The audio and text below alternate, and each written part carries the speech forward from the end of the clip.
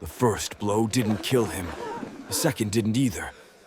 And by the third strike, people in the Paris market were screaming, turning away, and running, because the execution meant to restore order had turned into a public nightmare.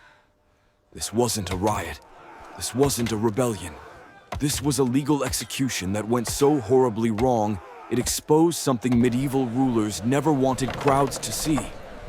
Justice was only as steady as the man holding the sword. Standing in the market of Paris on that chilly morning of 1504, a crowd was gathering for what was supposed to be a clean and predictable execution. Public beheadings were gruesome, but familiar. People came for closure, for justice, and, if we're honest, for spectacle. But as this executioner raised his sword over the young man named Jean Châtel, no one knew they were about to witness some of the most infamous botched beheadings in French history. One so horrific that even hardened spectators turned away in shock. Jean Châtel was only in his 20s and already condemned for something which the Parisian authorities took very seriously: counterfeiting the king's currency. Tampering with royal coinage in late medieval France wasn't just theft, it was treason. It struck at the crown's authority, destabilized markets, and threatened the social order. The punishment was death. Clean, quick, and by French standards, merciful, execution by sword.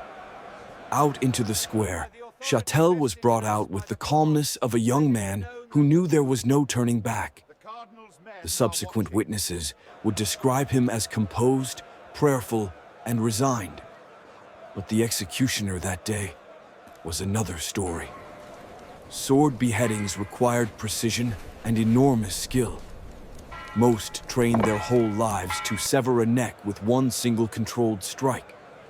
But this executioner was reportedly inexperienced, anxious, or simply not ready for it. And for Jean Châtel, unfortunately, that combination proved disastrous. With the crowd silent, the executioner took his first swing. It missed its mark. The blade struck the back of Châtel's skull instead of his neck. A gasp ran through the crowd. The executioner lifted the sword this time, shaking, and brought it down a second time. Again, he failed. Panic spread through the onlookers. Some later wrote that people covered their faces, others reeled backward, and a few even fled the square altogether. It had taken several blows for the executioner to finally end Châtel's suffering.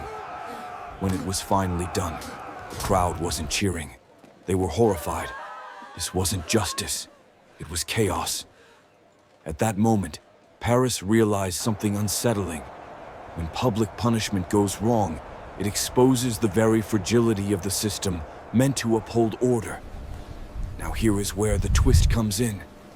Because this story isn't actually about Jean Châtel alone. It's about an uncomfortable truth. Medieval authorities desperately tried to keep under wraps. Executioners were human. They made mistakes. And when they did, those mistakes shook public confidence far more than the crimes being punished. What terrified authorities wasn't the blood. It was the silence that followed. The moment when the crowd stopped believing. In that square, the king's law didn't look powerful. It looked human, and that frightened people far more than violence ever could. In fact, botched beheadings in this era weren't entirely rare. They happened when executioners lacked training, were pressed to hurry, or simply misjudged the blow.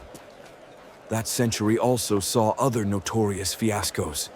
The execution of Agnes Bernauer in Bavaria, where the headsman faltered repeatedly.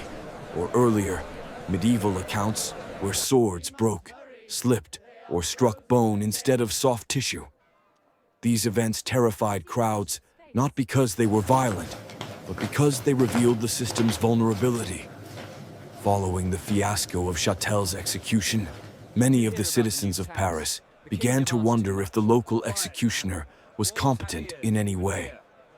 Some chroniclers hint at complaints reaching the municipal authorities. Others indicate a growing demand for skilled foreign executioners, particularly those who were German or Swiss, who were considered more precise. One thing is certain, confidence in the process deeply mattered, especially in a society where justice was to be seen, not merely announced.